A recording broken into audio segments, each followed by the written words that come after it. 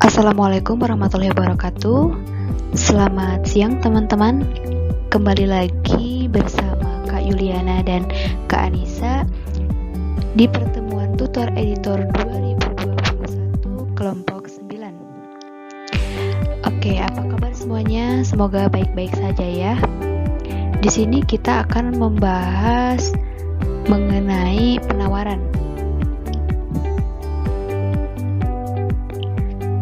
Oke, langsung saja ke outline-nya. Yang pertama, kita akan membahas mengenai teori penawaran. Yang kedua, mengenai hubungan antara harga dan penawaran serta kurva penawaran. Yang ketiga, ada kurva penawaran. Yang keempat, pengaruh faktor selain harga terhadap penawaran. Yang kelima, pergeseran dan pergerakan kurva penawaran. Dan yang keenam, fungsi penawaran. Baik, langsung saja ya ke materi teori penawaran. Nah, perlu diketahui teman-teman bahwa suatu permintaan belum merupakan syarat yang cukup untuk mewujudkan transaksi di dalam pasar. Permintaan yang ada hanya dapat dipenuhi apabila para penjual dapat menyediakan barang-barang yang dibutuhkan. Ada pertanyaan yang muncul seperti ini. Bagaimana tingkah laku penjual dalam menyediakan atau menawarkan barang yang dibutuhkan masyarakat di pasar? Apa saja sih faktor-faktor yang mempengaruhi produksi dan penawaran barang yang akan dijual? Nah, pada bab ini saya dan rekan saya akan menjelaskan mengenai sifat hubungan antara harga dan penawaran serta faktor-faktor yang mempengaruhi penawaran tersebut. Nah, ternyata faktor perilaku penjual terhadap penawaran itu ada 4. Yang pertama, harga barang itu sendiri. Yang kedua, harga barang lain atau yang sejenis. Yang ketiga, ada biaya produksi. Dan yang keempat, ada teknologi. Untuk menganalisis penawaran, cara yang digunakan relatif sama dengan cara dalam menganalisis permintaan ya. Misalnya, faktor-faktor yang lain tidak berubah atau ceteris paribus, maka lebih dahulu diperhatikan pengaruh perubahan harga terhadap jumlah barang yang ditawarkan penjual. Demikian pula selanjutnya untuk menganalisis faktor-faktor selain harga terhadap penawaran.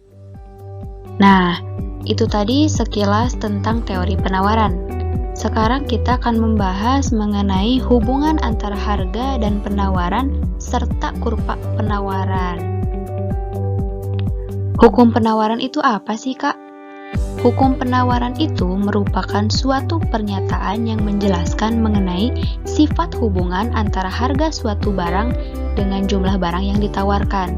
Nah, dalam hukum ini prinsipnya adalah bagaimana keinginan para penjual untuk menawarkan barangnya apabila harganya tinggi dan bagaimana pula keinginan penjual untuk menawarkan barangnya apabila harganya rendah. Seperti hukum penawaran yang menyatakan bahwa semakin tinggi harga suatu barang, maka semakin banyak jumlah barang yang ditawarkan. Sebaliknya, semakin rendah suatu barang, maka akan semakin sedikit jumlah barang yang ditawarkan. Nah, teman-teman dapat melihat di sini ada contoh penawaran terhadap buah durian yang terjadi di dalam suatu pasar. Ketika harga buah durian 25.000, maka penjual akan menawarkan sebanyak 1.000 buah. Namun, ketika harga turun menjadi 5.000, maka penjual akan mengurangi atau hanya bersedia menawarkan sebanyak 200 buah. Jadi sangat terlihat sekali di sini ya penawarannya. Nah, agar lebih jelas tentang ilustrasi tadi yang penawaran buah durian, kita bentuk ke dalam kurva penawaran. Seperti ini tampilan kurva penawaran. Nah, kurva penawaran itu apa sih? Kurva penawaran itu merupakan suatu kurva yang menunjukkan hubungan antara harga suatu barang dengan jumlah barang yang ditawarkan. Hubungan antara harga dengan jumlah barang yang diminta ditunjukkan oleh titik A, B, C, dan E. Tadi ada ya di dalam tabel. Garis yang menghubungkan antara titik-titik tersebut adalah kurva penawaran. Dan dalam hal ini diberikan simbol S. Seperti analisis permintaan, maka dalam analisis penawaran juga perlu kita bedakan antara penawaran dengan jumlah barang yang ditawarkan. Penawaran berarti jumlah keseluruhan secara kuantitas dari setiap tingkat harga pada sebuah kurva penawaran. Sedangkan jumlah barang yang ditawarkan berarti jumlah barang yang ditawarkan pada tingkat harga tertentu. Pengaruh faktor selain harga terhadap penawaran. Seperti yang telah dijelaskan bahwa penawaran terhadap suatu barang selain ditentukan oleh barang itu sendiri juga ditentukan oleh beberapa faktor lain selain harga. Nah, untuk melengkapi analisis mengenai faktor-faktor yang mempengaruhi penawaran, maka perlu pula diteliti peran faktor-faktor lain yang selain harga tersebut. Nah, yang pertama ada harga barang lain yang sejenis. Pada kondisi real di masyarakat, terdapat persaingan antar barang yang sejenis atau barang pengganti, yaitu antara satu produk dengan produk yang lain dalam memenuhi kebutuhan. Hal ini akan berdampak pada persaingan di dalam penawaran suatu barang.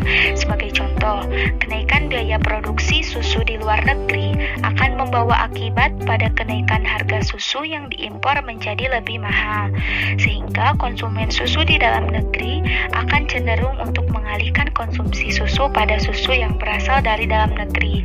Kenaikan konsumsi susu yang berasal dari dalam negeri ini akan mendorong produsen dalam negeri untuk meningkatkan atau menaikkan produksi dan penawaran susu.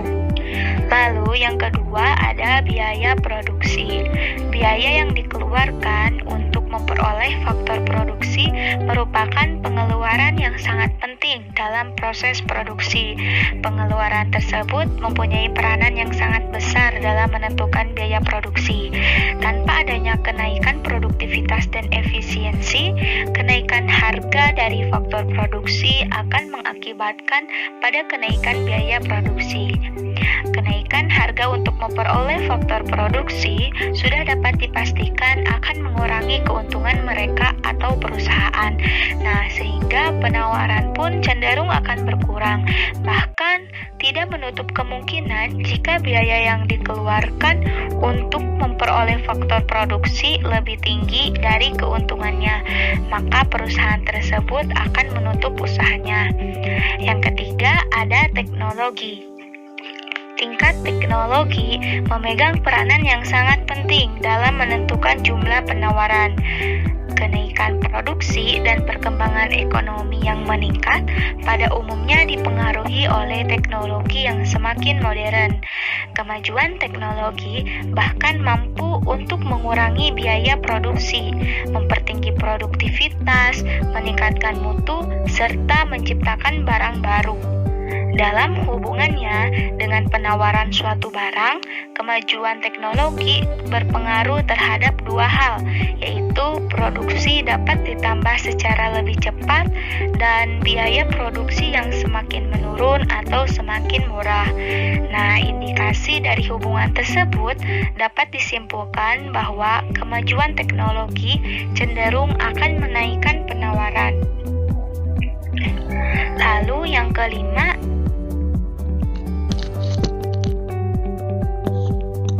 ada pergeseran dan pergerakan kurva penawaran. Seperti halnya pada kurva permintaan, kurva penawaran pun dapat mengalami pergeseran maupun pergerakan. Perubahan harga akan mengakibatkan suatu pergerakan di sepanjang kurva penawaran, sedangkan perubahan selain faktor harga akan mengakibatkan pergeseran kurva penawaran tersebut. Sebagai ilustrasi, coba Anda perhatikan gambar sebagai berikut. Misal, pada mulanya kurva penawaran adalah SS. Titik A menggambarkan pada waktu harga adalah P1 dan jumlah barang yang ditawarkan adalah Q1. Ketika harga turun menjadi P2, hubungan di antara harga dan jumlah barang yang ditawarkan bergerak ke titik A2. Nah, ini berarti jumlah barang yang ditawarkan hanyalah sebanyak Q2. Pada kasus yang lain, Perubahan jumlah barang yang ditawarkan dapat menyebabkan pergeseran kurva penawaran. Pergeseran kurva dari kurva SS menjadi S1, S1 atau S2, S2 sebagai contohnya. Pergeseran kurva penawaran dari SS menjadi S1, S1 menyebabkan jumlah barang yang ditawarkan menjadi bertambah, yaitu dari Q1 menjadi Q4 walaupun harga tetap sebesar P1. Keadaan ini ditunjukkan oleh titik A1. Pergeseran kurva SS menjadi S2, S2 menggambarkan pengurangan jumlah penawaran, yaitu dari Q1 menjadi Q3, dan keseimbangan terletak pada titik A3. Ini berarti bahwa pada harga P1 sekarang, jumlah barang yang ditawarkan hanya sebanyak Q3. Terakhir, ada fungsi penawaran. Jika kamu penjual atau pedagang, maka pada saat harga sebuah barang naik, maka kamu akan berusaha menjual barang tersebut secara banyak untuk mendapatkan keuntungan. Sementara, jika harga turun, maka kamu akan malas menjual sebuah barang karena tidak akan mendapatkan keuntungan yang besar. Jadi bisa diketahui bahwa hubungan antara harga dan barang pada fungsi penawaran selalu berbanding lurus. Nah, penawaran ini adalah banyaknya barang atau jasa yang ditawarkan oleh produsen kepada konsumen dalam jangka waktu tertentu. Hubungan antara banyaknya barang yang ditawarkan dan harga dapat dilihat melalui fungsi umum berikut ini. Nah, itu kan di atas adalah bentuk umum fungsi permintaan. Sekarang, jika kamu ingin mencari sebuah persamaan kurva permintaan dan menentukan fungsi permintaan, maka rumusnya adalah seperti ini. Mohon maaf, maksudnya kurva penawaran. Nah, untuk bentuk fungsi penawaran, P sama dengan A ditambah B Q, atau Q sama dengan A ditambah BP.